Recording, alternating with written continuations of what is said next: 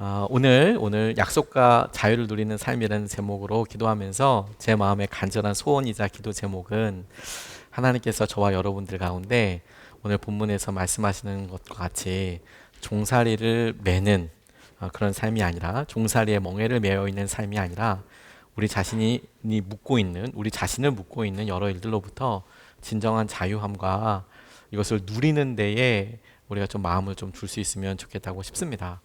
실제로 우리가 매여 있구나라는 것 자체를 발견하기도 쉽지가 않고, 그리고 그것을 생각할 수 있는 것 자체가, 질문할 수 있는 것 자체가 기회가 많지 않은데, 오늘 바울이 설명하는 일들을 통해서 우리를 묻고 있고 우리가 여전히 스스로 메인바 되어 있는 것들을 발견하고, 우리에게 하나님께서 허락하여 주신 대로 예수 그리스도의 은혜로 이것의 자유함을 누릴 수 있으면 좋겠습니다.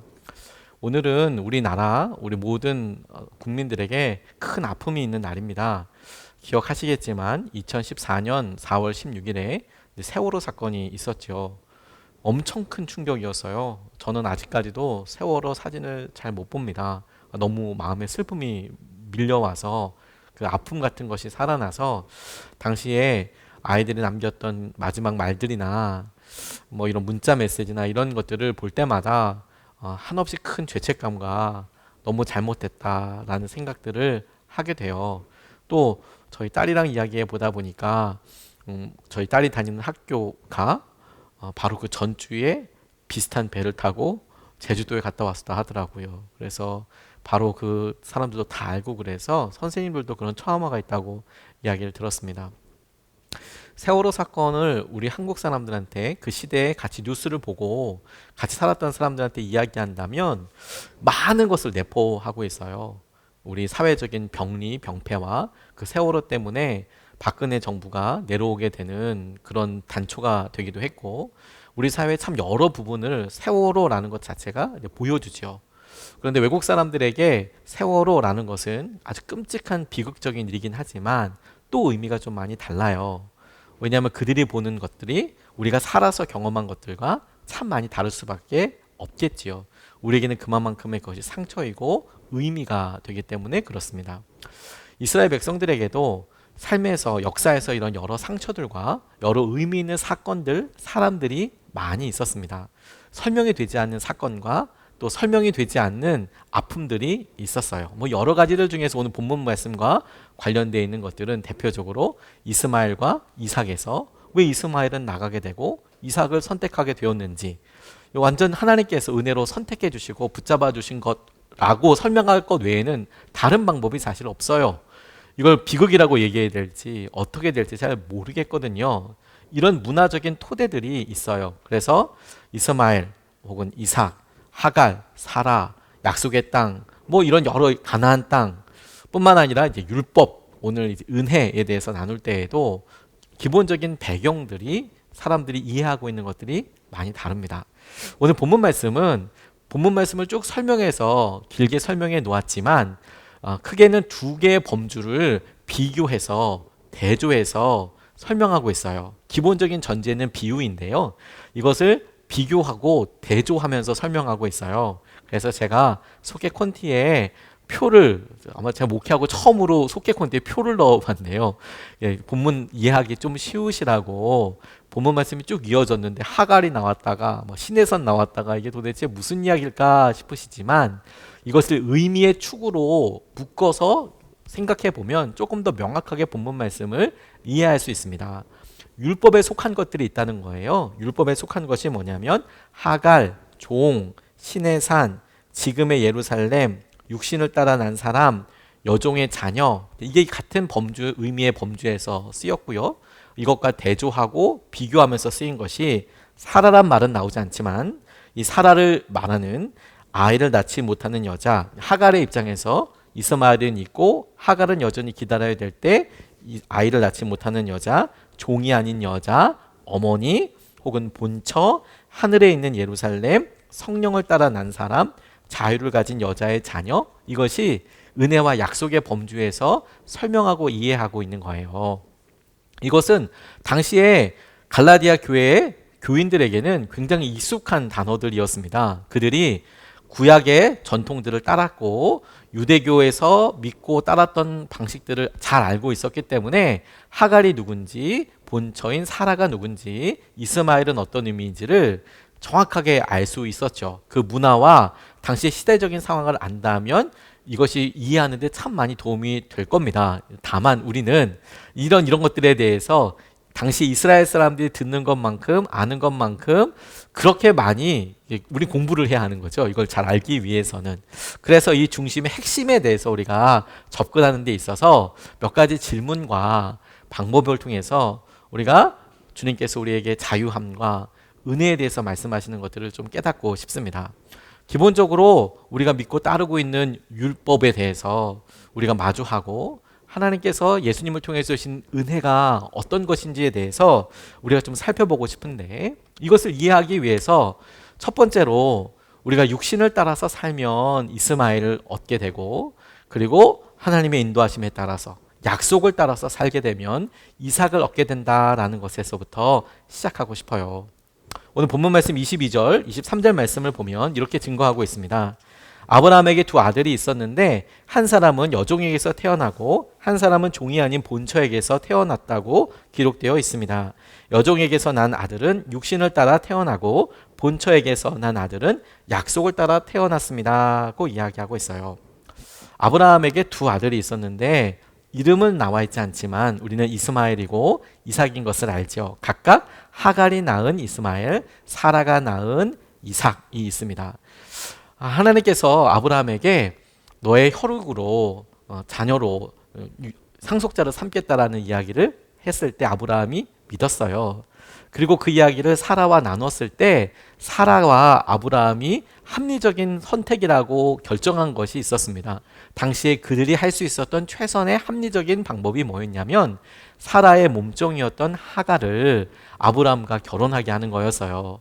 그러면 사라는 몸이 이제 많이 노쇠했고 그러다 보니 뭐 아브라함은 더 늙었지만 그래도 그게 가능성이 있다고 생각을 해서 사라를 주어서 아이를 낳게 했습니다. 그래서 이스마엘을 낳았어요. 당시에 사라가 할 수 있었던, 아브라함이 할 수 있었던 결정적인 중요한 것이었죠. 하지만 하나님의 계획은 전혀 다른 곳에 있었습니다. 아브라함도 생명의 소망이 떨어지고 사라도 생명을 잉태할 수 있는 가능성이 완전히 사라져버리고 난 다음에 이것이 완전히 하나님의 은혜에 의해서 하나님의 약속에 의해서 이루어진 것이라는 것을 인정할 수밖에 없는 상황까지 몰고 몰아서 이삭을 사라가 갖게 하고 낳게 하는 데에 하나님의 뜻이 있었습니다. 아브라함은 몰랐죠. 그래서 자신들이 육신을 따라서 이스마엘을 얻었고 나중에는 14년 동안은 이 이스마엘이 상속자였지만 나중에는 참 커다란 안타까움을 겪게 됩니다. 중간에 하갈이 스스로 자고하여져서 교만하여져서 오히려 거꾸로 종이었던 사라를 핍박하기도 하고 구박하기도 하고 해서 사라가 이런 갈등으로 인하여서 이야기를 하게 되고 하갈이 집 나갔다가 돌아오기도 하고 나중에는 결국에 이스마엘과 함께 집을 내쫓긴 바 되기도 하죠. 이런 일들이 아브라함에게 있어서는 그가 피할 수 있었는데 얻게 된 중요한 과정이고 선택이고 그들이 직면한 현실이었습니다. 우리가 봄에 되면 꽃이 피는데 이 꽃이 피게 될 때 적산 온도라는 것이 있대요. 이 적산 온도가 뭐냐면 꽃을 피우기 위해서 필요한 온도랍니다. 그냥 확 피는 게 아니라 작물이 생육하는 데 있어서 필요한 열량이 있는데 그것이 따뜻해지면서 생육 일수가 일평균 기온의 어느 정도가 계속 쌓이면 그러면 이것이 신기하게 우물 틔우고 꽃을 탁 연다는 거예요. 근데 여러분 우리가 시골에 가보거나 등산을 해보거나 혹은 산책길에 가보다 보면 가끔 뜬금없이 추운데 개나리 피어있고 혹은 꽃몽울이 이렇게 있는 것을 보게 되지 않습니까?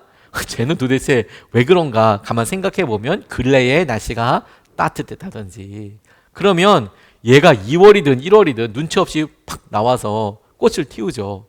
그런데 뭐 3월, 2월 돼서 꽃샘 추위며 갑자기 막 서리가 내리듯이 이렇게 추워지면 그 꽃들 다 떨어지고 의미 없이 그냥 흩어져 버리는 것을 보게 되죠. 봄이 되었을 때 꽃이 열리게 되고 하는 그런 기다림, 그런 온도를 적산 온도라고 하는 거예요. 우리 삶에도 하나님께서 예비하시고 마련해 주신 이삭과도 같은 축복과 은혜가 있습니다. 그런데 우리가 이런 은혜를 기다리기에 조급하여서 우리의 욕심대로 혹은 우리의 상식대로 우리의 기준대로 무언가를 하고 해버린다라는 거예요. 그랬더니 그것으로 인하여서 우리에게 큰 아픔과 또 여전히 질문과 해결거리가 될 만한 일들이 남아있다라는 것을 이스마엘과 이삭을 통해서 우리에게 알려줍니다. 하나님께서 약속하신 대로 사라를 통해서 이삭이 태어나자마자 이 모든 일들이 바뀌게 됐어요. 이스마엘이 아니라 이삭으로 중심으로 해서 바뀌게 되었습니다. 기다림은 힘든 일이었지만 하나님의 약속이 이루어지기 위해서 반드시 필요한 시간이기도 했었어요. 주님께서 이와 같은 일들을 바울을 통해서 우리에게 설명하게 하시면서 우리에게 우리의 삶에 직면하고 있는 율법과 은혜가 하나님께서 주신 완전한 완성, 예수 그리스도를 통해서 이루어지게 될 완전한 은혜를 붙잡고 생각해 보면 율법이 마치 이스마엘과도 같이 마치 하나님께서 그들을 인도하시기 위한 중요한 어떤 흔적처럼 우리에게 쓰임바 된 것이라고 바울이 설명하고 있는 거예요. 그런 의미로 주님께서 우리에게 강조하시는 것이 너희들은 약속의 아들이라는 거예요. 우리가 주님을 믿고 따를 때까지 주님께서는 기다려 오셨고 이끌어 주셨고 인도해 주셨다라는 거예요. 이게 중요한 이유가 뭐냐면 육신과 혈통으로는 유대인들이 여전히 있지 않습니까? 그런데 하나님께서 예수 그리스도를 믿는 믿음으로 우리에게 믿음의 조상이 있고 아브라함을 통하여서 말씀하신 하나님의 놀라운 믿음의 일들이 육신과 혈통으로만 이루어진다고 생각하는 유대인들에게만 국한되는 것이 아니라 주님께서 아브라함의 혈통을 통해서 보여주시고 예수 그리스도를 믿는 우리 모두에게 일어난 일을 믿음으로 믿게 될 때 모든 인류에게 동일하게 적용되는 주님의 은혜와 약속의 온전한 완성인 것을 주님께서 설명해 주게 하신 거예요. 그래서 우리를 약속의 아들, 약속의 자녀라고 이야기하며 주님의 말씀으로 권면하고 있는 겁니다. 26절, 27절 말씀을 보면 이렇게 설명하고 있습니다. 그러나 하늘에 있는 예루살렘은 종이 아닌 여자이며 우리의 어머니입니다. 땅 지상에 있는 예루살렘과 비교해서 대조해서 이야기한 거예요. 하갈과 대조해서 이야기한 겁니다. 종 하갈이 되겠고 종이 아닌 여자 사라를 말하고 우리의 어머니 믿음의 조상 아브라함의 아내였던 사라를 말하는 것이죠. 성경에 기록하기를 아이를 낳지 못하는 여자여 즐거워하라. 아이를 낳지 못하는 여자는 이스마엘을 낳았을 때 하갈과 비교하여서 사라가 아이가 없었잖아요. 고통이고 고민이었잖아요. 사라를 낳지 못하는 여자여 즐거워하여라. 해산의 고통을 모르는 여자여 소리를 높여서 외쳐라.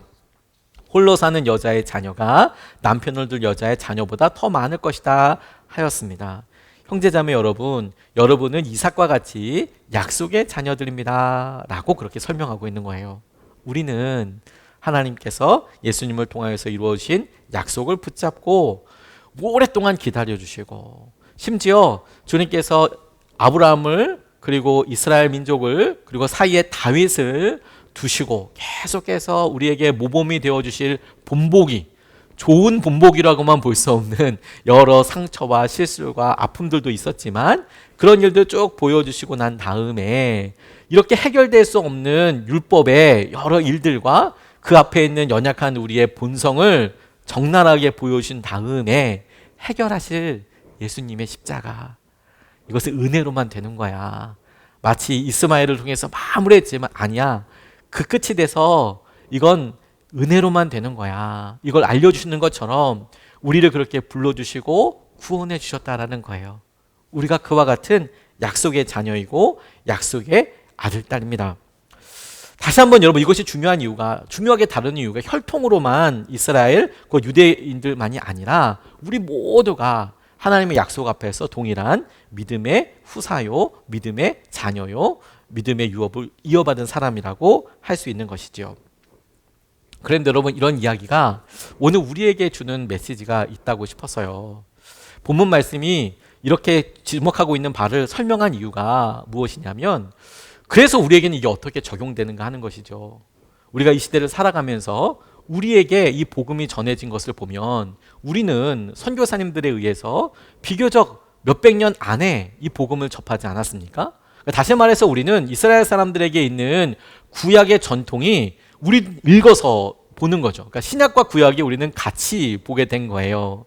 당시에 바울이 이와 같은 이야기를 통해서 이야기를 설명할 때 혹은 논증할 때 이 이야기를 듣고 있는 사람은 구약 시대를 살았던 사람들입니다.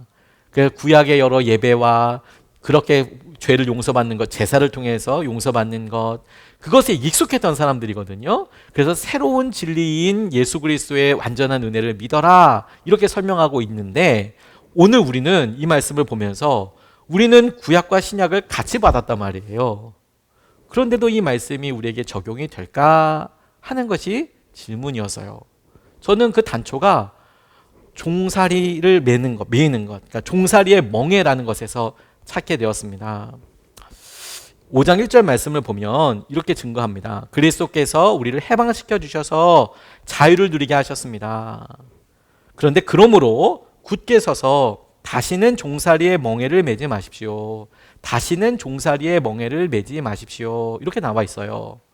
그냥 이것을 상식적으로 논리적으로 이야기하면 오히려 여러분들을 자유하게 하셨습니다. 그러니까 그 자유를 누리십시오.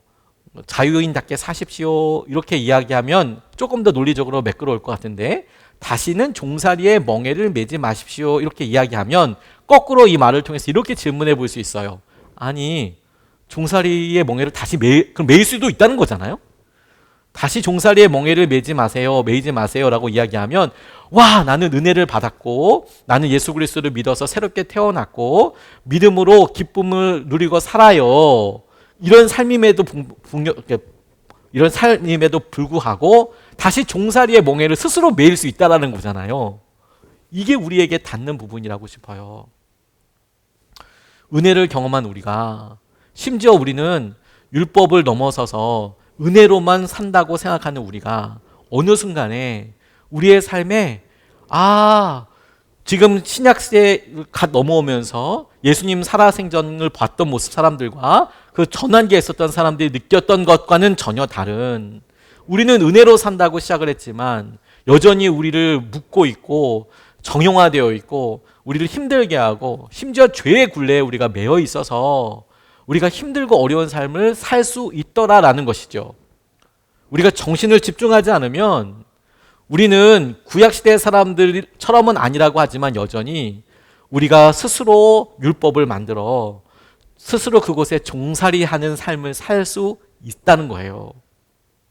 이것을 생각하고 붙잡으니까 우리에게 율법에 매이지 않고 주님께서 하나님의 사랑 위에 덧씌워진 전통과 인습을 넘어서 자유하게 하신 것에 대해서 우리가 붙잡아야겠더라고요. 자유하게 하시는 주님의 은혜를 붙잡으며 은혜로 살아가야 한다는 거예요. 은혜를 잊지 않고 사는 것이 우리 자신이 은혜 입은 사람임을 기억하는 것에서부터 분명히 시작할 것이고 그러니까 다른 사람에게도 내가 은혜를 입었으니까 은혜로 대하는 것이 기본적인 마음의 태도일 겁니다. 그리고 이것이 이스라엘 백성들에게 하나님께서 하신 약속이기도 해요. 오늘 여러분 우리가 주님께서 우리에게 주신 우리는 약속을 따라서 받은 이삭이고 그리고 우리가 주님께서 말씀하신 약속의 자녀라는 것을 안다면 과연 우리는 그 약속을 누리고 있는가? 우리가 그런 자유함을 누리고 있는가? 하나님께서는 약속을 주시고 우리에게 자유함을 주셨다고 하는데 우리는 정말 그것을 누리고 있고 우리의 삶에 불편함이 없고 죄와 여러 상황들 가운데 우리는 자유한가? 라는 질문에 대해서 거꾸로 오늘 본문을 통해서 이렇게 질문해 보자는 거예요. 혹시 우리가 스스로 종살이에 멍에를 메고 있는 것은 없을까요? 우리가 처음에 결단하기를 좋은 사랑의 습관으로서 우리가 새벽 예배를 해야겠다 이렇게 결단해서 믿음 생활을 시작하지요. 너무 좋은 일이죠. 그리고 그렇게 생각하고 살아가는데 중요한 것은 우리의 삶에 평안한 일만 계속 있는 것은 아니죠. 분주할 때도 있고 힘들 때도 있고 심지어 어디 갈 때도 있고 우리가 원치 않게 여러 삶의 습관을 놓칠 수밖에 없을 때도 있겠지요. 근데 그런 상황을 우리가 살면서 보면서 어느 순간에 여러분 원래 시작했던 마음과 의도와 사랑과 바람이 점점 잦아들고 없어지고 그리고 해야만 한다는 생각이 우리 마음속에 덜컥 이제 어떤 의미를 살리는 것이 아니라 부담처럼 확 다가올 때 근데 우리는 그것을 생각해 보면 그냥 안 하면 되지 이렇게만 생각해요. 아니요. 의미를 다시 확인을 하시는 것이죠. 우리가 어떻게 종살이 하고 있는지, 어떻게 우리가 멍에에 매어 있는지, 그러니까 자유함을 주시고 사랑을 주시는 것을 어떻게 계속해서 유지하면서 살 수 있을지가 진정한 바른 질문이 되지 않겠습니까? 저는 그게 주님께서 너무 공교롭게도 구약에 하신 말씀에서 어떻게 하면 우리가 종살이를 살고 있는지, 종살이의 멍에를 메고 있는지를 확인할 수 있는가를 구약 말씀에서 찾게 됐어요. 예레미야와 에스겔 시대 때는 하나님께서 보다 못해서 북이스라엘과 남유다를 심판하신 때였거든요. 보다 못해서 몇 번씩 경고하고 얘기하다가 심판을 하게 됐는데 그리고 끝나버린 게 아니고 회복시켜 주겠다고 계속해서 말씀하세요. 이미 다 무너졌잖아요. 이미 다 바벨론으로 포로로 가 있잖아요. 그 포로되고 종살이 살고 있던 사람들에게 하나님께서 이스라엘의 회복을 이야기하시면서 하신 약속들을 보니까 오늘 우리가 살면서 종살이의 멍에를 메고 있는지 아닌지를 확인할 수 있을 뿐만 아니라 우리가 어떻게 이 종살이에 살고 있는 이 멍에로부터 자유함을 얻을 수 있는지도 발견할 수 있게 되겠더라고요. 에스겔 36장 26절 27절 말씀을 보면 이렇게 증거합니다. 너희에게 새로운 마음을 주고 너희 속에 새로운 영을 주며 너희 몸에서 돌같이 굳은 마음을 없애고 살갗처럼 부드러운 마음을 주며 너희 속에 내 영을 두어 너희가 나의 모든 율례대로 행동하게 하겠다. 그러면 너희가 내 모든 규례를 지키고 실천할 것이다 고 이야기합니다. 이것은 이스라엘 백성들을 회복시켜 주셨을 때 하나님께서 하시겠다라고 이야기하신 선포고 약속이에요. 지금 이스라엘 사람들이 어떤 상태라고요? 바벨론에서 포로 생활하고 있어요. 노예이고 종들입니다. 종살이하고 있어요.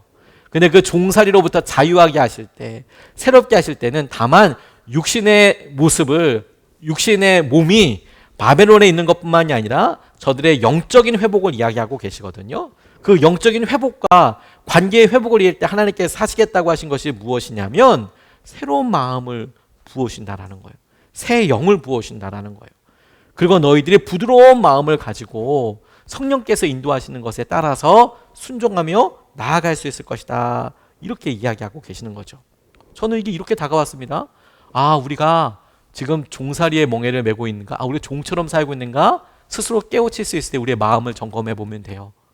우리가 유연하게 믿음 생활에 있어서 사람들의 말이나 우리가 하고 있는 여러 일들에 유연하게 반응하고 있는가? 아니면 꽉꽉 굳어서 정형화된 모습으로 살고 있을까? 혹은 우리가 지금 사랑하려고 좀 노력하고 있을까? 아니면 우리의 마음속에 다른 사람들 사랑하는 것은 틈이 없고 힘이 없다고 생각하고 있는가? 혹은 우리가 성령의 인도하심을 따라서 살아가고 있는가? 이게 우리에게 중요한 질문이 되겠어요. 이것에 대한 대답이 우리가 종살이하고 있는지에 대한 마음을 점검해 보는 거라고 싶어요. 여러분, 우리가 부드러운지 살펴보면 너무 굳었나, 정형적이 되었나, 유연한 사고를 하고 있나, 이것은 우리에게 참 중요한 질문인데 우리가 잘 깨닫지 못합니다. 이것을 깨달을 때 너무 많이 지나 있을 때죠. 마치 간처럼 간경화로 판정받을 때는 이미 간이 많이 상하고 난 때인 거, 땡땡해졌을 때잖아요. 우리 삶에 믿음으로 영적으로 살아가는데 우리가 정형화되는 경우들이 있어요. 영국 작가 아일리스 머독이라는 분이 벨이라는 책에서 소설 도입부에서 이야기하고 있는 일화랍니다. 이 작품에서 머독이 신앙과 욕망이 번복된 채 복잡하고 무거운 관계의 짐을 지고 살아가는 여러 현대인의 모습을 그려내고 있대요. 욕망과 자기의 믿음이, 신앙이 막 섞여 있는 거예요. 믿음으로 사는 것도 좋지만 자기의 욕망과 욕심도 거기에 있는데 어느 순간에 이걸 분리하기가 어려운 상황을 이제 살아가는 그런 모습을 이제 적나라하게 거울 앞에 세워서 보여주는 소설인 거죠. 그런데 이 소설 도입부에 도라라는 여인이 나오는데 이 도라가 신앙생활을 딱 포기하는 이유가 나와요. 이건 물론 도입부니까 좀 강력한 예화를 쓴 것 같기도 합니다. 근데 이런 이야기를 해요. 이 도라가 자기가 주기도문을 빨리 외울 수는 있는데 천천히 외울 수 없다는 사실을 발견했기 때문에 마음의 상처를 입고 질문하게 되었다라는 점이에요.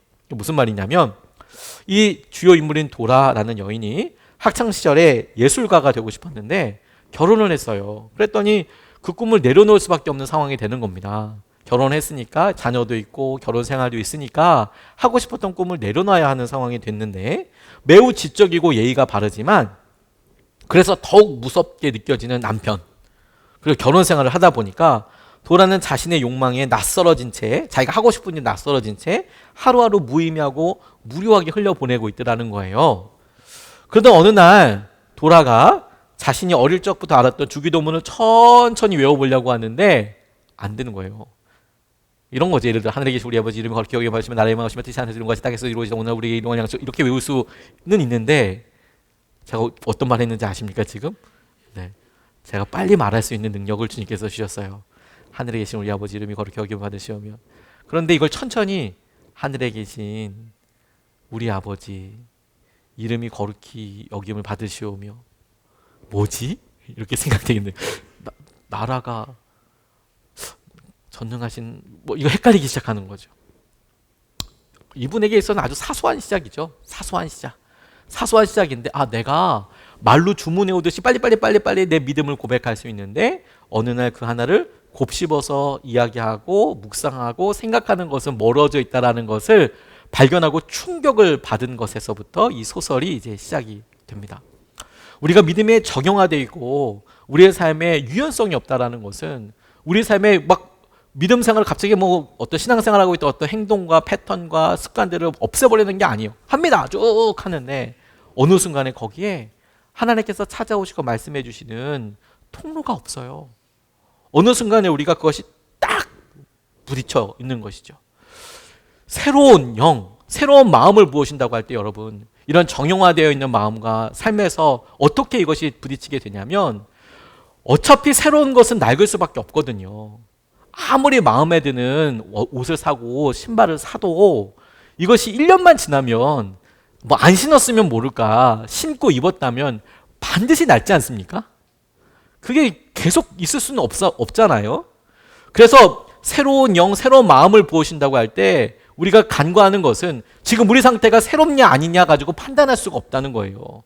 왜냐하면 지금 우리가 생각해 보니 우리의 마음이, 우리의 결정이, 우리의 순종이 당연히 우리가 보기에 전에 했으니까 그때보다는 낡은 것처럼 보이고 오래된 것처럼 보일 수도 있지요. 그러니까 새롭다 아니다라는 것을 놓고 평가하는 게 아니라 우리의 마음속에 이렇게 질문해 봐야 하는 거예요. 새로우려고 하는 마음이 있는가? 정형화되어 있다라고 이야기할 때 그 마음을 새로워지려고 하는 마음이 있는가? 우리가 지금 내리고자 하는 마음이 새 것이냐 헛 것이냐가 아니라 새로워지려고 하는 마음이 있느냐? 그게 우리에게 굳은 마음이고 부드러운 마음을 구분하게 하는 중요한 질문이 돼요. 우리는 새로워질 마음이 있는가? 두 번째로 사랑하려고 하는 마음이 있는가? 모든 사람을 사랑하자고 이야기하는 것은 아닙니다. 물론 우리의 목표는 그렇지만 당장 모든 사람 인류의 박애와 사랑과 뭐 이런 것으로 이야기하면 끝도 한도 없겠죠. 다만 우리의 마음이 어느 순간에 내가 우리 주위에 누구든 사랑하려고 노력하고 있는가? 대표적으로 거꾸로 이렇게 질문해 보면 어떨까요? 여러분 최근에 여러분들 주위에 있는 사랑하는 사람이나 누구한테든 미안하다고 사과해 본 적이 언제신가요?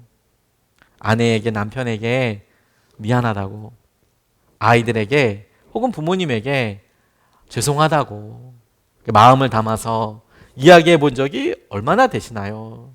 보통 여러분 우리는 항상 우리가 피해자라고 생각을 하지요. 우리가 마음에 부드러운 마음을 주셔서 우리에게 새로운 영을 주셔서 우리가 사랑하게 할 때 그분은 반드시 우리에게 사랑하게 하실 텐데 우리는 우리 마음속에 우리만 가지고 돌덩이처럼 이렇게 갖고 있으려고만 하거든요. 이걸 C.S. 루이스가 이렇게 경고하듯이 이야기합니다. 이렇게 표현해요. 사랑하는 일은 약해지는 일이다. 뭐든 사랑하려면 마음이 괴롭고 심하면 찢어질 각오를 해야 한다. 상처 하나 없이 안전하게 지키고 싶다면 아무한테도 마음을 주지 마라. 무슨 말인지 알겠죠? 근데 여러분 이걸 대부분의 많은 성도들과 많은 사람들이 이렇게 하고 있다는 거 아닙니까? 상처받기 싫고 아프니까 안 하려고 하는 거예요. 마음을 안 열죠. 그래서요. 심지어 동물한테도 마음을 주지 말라. 취미와 얄팍한 사치들로 그냥 고이 포장해라. 누구와도 얽히지 마라. 그저 마음을 이기주의 관에 넣고 꼭 잠그라. 하지만 안전하고 어둡고 아무 움직임도 없고 공기도 통하지 않는 그 관 안에서 마음은 변한다. 상처를 입지는 않지만 부수고 뚫어서 바로잡을 수 없게 단단히 굳어버린다. 사랑하는 것은 약해지는 일이다. 천국 외에 모든 위험과 변화로부터 완벽히 안전한 곳은 오직 지옥뿐이다. 이렇게 C.S. 루이스가 이야기했는데 전 많이 공감했어요. 여러분, 우리가 스스로 우리 마음이 굳어 있는지, 우리 마음이 부드러운지, 우리가 새로운 영의 인도하심을 받고 있는지 확인할 수 있는 방법은 뭐냐면, 근래에 우리가 여러분 누구에게 미안한다고 얘기해 본 적이 있는지, 혹은 누구를 사랑하기 위해서 무언가를 해본 적이 있는지, 평소 때 안 하던 짓, 평소 때 안 하던 행동, 안 하던 말을 해본 적이 있는지, 그럼 우리 마음 상태가 어떤지를 넌지시 알아볼 수 있는 것이죠. 아니, 모든 사람을 다 사랑하다 실패했다, 이런 이야기를 하고 있는 게 아닙니다. 우리가 우리 주위에 사랑하는 사람을 위해서 뭔가 새로운 사랑을 시작하고 새로운 결단을 하였는가. 이게 약속과 자유를 누리는 삶의 부드러운 마음을 쉴 때 주님께서 우리에게 하시는 대표적인 일인 거예요. 또한 여러분, 성령의 인도하심을 따라서 순종하고 있는지, 윤리를 지키는지를 살펴봐야 해요. 우리에게 성령의 감동하심에 따라서 내가 성령님께서 인도하시는 것을 기대하고 그걸 따를 것에 대한 반응을 있는지, 의미를 살핀다는 말입니다. 똑같이 하는 일에 새로운 일을 더하자는 것에 중심이 있는 것이 아니라, 오늘 나는 이 일을 할 때 이 일에 대한 의미를 잘 새기고 있는가, 또 이 일이 성령님께서 내게 오늘 하게 하신 일이고 성령님의 말씀에 순종해서 하고 있는 일이라는 사실을 우리가 잘 깨닫고 있는가, 스스로 묻고 자각하고 있는가, 이게 중요한 거예요. 날마다 난 똑같은 일을 해, 얼마든지 잘할 수 있어, 그래서 보는 숙련됨을 낮게 보는 게 아니라, 날마다 해서 그렇게 잘할 수 있지만 그러나 우리는 사명받은 사람으로 주님의 은혜를 받은 자로서 우리에게 하나님께서 하신 그 일에 대한 의미와 상황이 하나님께로부터 받은 것, 은혜로 주신 것, 이것에 대한 결과고 응답이라는 것을 계속 확인해 가는 것, 이게 우리 마음의 부드러운 마음이라는 거예요. 주님께서 종살이의 멍에에 대해서 생각해 볼 때, 우리가 종살이 멍에 안 하지 당연히 라고 생각하지만, 여러분, 우리가 스스로 가만히 생각해 보도 어느 순간에 나는 종살이라고 하지만 내 고집 있잖아요. 내 고집과 내 딱 습관에 그냥 정형화돼서 율법처럼 땡땡하게 붙어서 잘 움직이려고 하지 않고, 내가 사랑 땡땡이 굳어 있어서 누군가가 들어올 틈도 없고 굳이 들어가고 싶지도 않고, 내 삶은 이렇게 다 끝나면 좋겠고, 이런 생각들을 하고 있고, 이게 부드러운 마음이 아니라는 거예요. 뿐만 아니라 성령께서 내게 인도하실 여지는 전혀 없고, 난 내 계획대로 하고, 그런 삶을 질문하고 마주 보는 것이 자유와 약속과 자유를 누리는 삶이라는 겁니다. 저는 이 말씀 준비하면서 저 스스로도 적용을 해보게 됐어요. 뭐 작은 일이지만 저 스스로는 큰 결단이라고도 할 수 있지만 작은 일상의 결정입니다. 제가 기도원에 가는 이유이기도 해요. 평소 때는 제가 6월 달이나 11월 달 이 두 번 이렇게 움직이게 되는데, 작년 11월 달에는 제가 일정상으로 움직이지 못했거든요. 기도 시간을 따로 갖지는 못했습니다. 그런데 이제 부활절, 고난주간 부활절 다 보내고 나니까 이제 5월 달 이제 저희 부모님을 위한 특별 새벽 기도회도 있고, 지금 기도하기는 부부를 위해서 좀 5월 달 한 달 동안 설교를 좀 하고 싶은데, 이제 기도를 준비하면서 이제 몇 주 전부터 기도를 들어가서 이제 준비를 하고 있거든요. 그런데 그런 여러 분주함 가운데 제게 이제 이런 생각을 해보게 됐어요.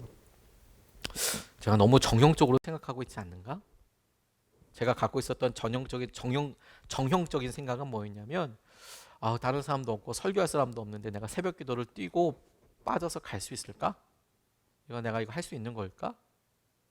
혹은 이 중요한 시기 5월 달 앞에 있고 이제 대신방 시작하려고 하는데, 이 시기를 앞두고 내가 한 주 동안을 교회를 비운다는 것이 이게 좋은 일일까? 이런 질문을 수없이 많이 해보게 됐어요. 그러다가 이런 질문도 해보게 됐습니다. 우리 교회는 예수님의 교회가 맞나? 여러 질문들 중에 한 가지였습니다. 처음에 우리 교회 개척할 때 저와 여러분들 모두가 우리 교회는 예수님의 교회야. 예수님이 이끄시는 교회이고 예수님이 주인이신 교회야. 그래서 교회 이름도 예수님으로만 설명되는 사람들, 예수님의 사람들 교회야. 이렇게 우리가 고백하고 함께 믿음 생활을 하고 있지 않습니까? 근데 어느 순간에 제가 그런 첫 번째 마음과 생각들을 잘 알고 날마다 고백하고 있으면서도 문득 우리 교회가 예수님의 교회로 잘 가고 있을까? 제가 목사이지만 예수님의 뜻대로 잘 순종하고 있는가? 혹시라도 해봤던 습관들이 붙어 있고 해봤던 여러 일들이 제게 이렇게 있고 그런 일들을 그냥 당연하게 생각하고 있진 않을까? 제가 제 마음을 좀 계속 후비듯이 자세히 냉철하게 보다 보니까 계속 질문하다 보니까 이렇게 질문하고 본질적인 질문하는 게 참 힘들어요. 에너지가 많이 속하는 거죠. 부부 사이에도 내가 정말 사랑하나? 이 질문 한번 하면 며칠 동안 괴롭잖아요. 이게 사랑은 뭐냐부터 시작해서 힘들듯이 이걸 질문하기가 쉽지 않으니까 그냥 일단 잘 가고 일단 주어진 일을 잘 가고 그리고 1년에 한 2번 정도 이렇게 생각하고 고민하자, 기도하자, 따로 시간 하자. 마치 악기를 치면 좀 튜닝을 해놓고 좀 하다가 그 다음에 소리 이상하면 튜닝하고 이렇게 하듯이 일단 좀 해보자, 이제 이런 생각이었는데 제게 있어서 우리 교회는 예수님의 교회가 맞나? 예수님의 교회이지. 여전히 제 마음의 중심이 하나님의 종으로 살고 하나님께서 원하시는 대로 순종할 마음이 있나? 그런 마음은 있지. 그럼 왜 아니어야 되죠? 제가 저 스스로 그냥 결정을 물어보고 대답한 거예요. 우리 교회가 예수님의 교회라면 제가 한 주 동안 비워도 되겠네. 주님이 책임져 주시겠네. 누가 있어도 되겠네. 상관없겠네. 오히려 이럴 때 제가 주님의 길을 갈 때 예수님의 뜻을 따라서 잘 가기 위해서 더 몸부림치는 게 더 중요한 일이겠네. 작아 보이는 일이지만 저는 나름 이것의 결론에 이르길 때까지 좀 많이 생각을 많이 했어요. 고민을 하기도 했습니다. 그리고 여러분들과 같이 좀 나눠보고 싶은 거죠. 여러분, 한 주 동안 우리가 살면서 우리의 마음을 점검한다는 것이 참 쉽지 않죠. 그래서 주일날 여러분들 오셔서 말씀을 들으실 때 어떤 기대감과 어떤 마음을 가지고 오세요? 좋은 말, 위안이 되는 말, 힘이 되는 말, 좋죠. 근데 여러분, 우리가 잘 가고 있는지, 잘 살고 있는지, 그리고 주님께서 하신 여러 은혜들을 보고 있는지, 이게 정말 중요하지 않을까요? 갈라디아 교회 교인들이 바울의 이야기를 들으면서 율법에 대한 이야기를 하고 은혜에 대한 이야기를 할 때 이 사람들은 들으면서 자기들이 문제없이 계속 살았던 율법에 의해서 믿음 생활에 대해서 살아왔고 이제 예수님도 받아들였는데, 그런데 굳이 바울이 그 부분을 얘기하면서 너희들 율법으로 살지 말고 은혜로 살아야 해. 갈라디아 교회 교우들은 보면서 그렇게 살고 있다니까요? 이렇게 생각할 법한데도 바울이 끊임없이 이야기하고 있는 것이 뭐냐면 우리는 너무 쉽게 종살이의 멍에에 스스로 다시 돌아가서 그러면 편안하니까, 그러면 안심이니까, 그러면 당장은 고민하지 않아도 되니까 그렇게 살아갑니다. 아닙니다, 여러분. 주님은 우리를 약속에 이어서 오신 약속으로 얻으신 약속의 자녀들이고 우리를 여전히 은혜 가운데 서게 하시는 거예요. 그 은혜 가운데 살기 위해서 오늘 우리가 마음을 점검하고 마음을 주님 앞에 고백해 드렸으면 좋겠어요. 여러분, 우리가 너무 굳어 있지는 않습니까? 마음이 탁 정형화되어 있어서 새롭고자 하는 마음, 새롭다 아니다는 아니고 새롭고자 하는 마음 자체도 없는 건 아닙니까? 시작해보고 싶은 마음조차 없다면 주님이 오늘 그거 종살이의 멍에 쪽에 스스로 매는 길에 아주 가까운 거야. 사랑하고자 하는 마음이 있는가? 가만히 고민해보고 최근에 누구한테 미안하다고 얘기해본 적도 없고 사랑한다고 얘기해본 적도 없다면 그거 반드시 율법적인 삶이라고 이야기할 수는 없습니다. 하지만 율법적인 삶으로 굉장히 가까워지고 있는 거예요. 뿐만 아니라 내가 주님께서 하실 여러 일들, 성령님께서 새롭게 하실 일들에 대해서 기대하는 마음 자체가 없다면 그러면 그것이 율법적인 삶이라고 할 수는 없지만 우리가 종살이에 가까운 삶으로 계속 가고 있는 거예요. 오늘 주님께서 우리에게 약속과 자유를 누리는 삶을 이야기하실 때 우리가 종살이의 멍에가 아니라 은혜의 기쁨과 은혜 충만하신 가운데 있고 순종하며 나아갈 수 있으면 좋겠습니다.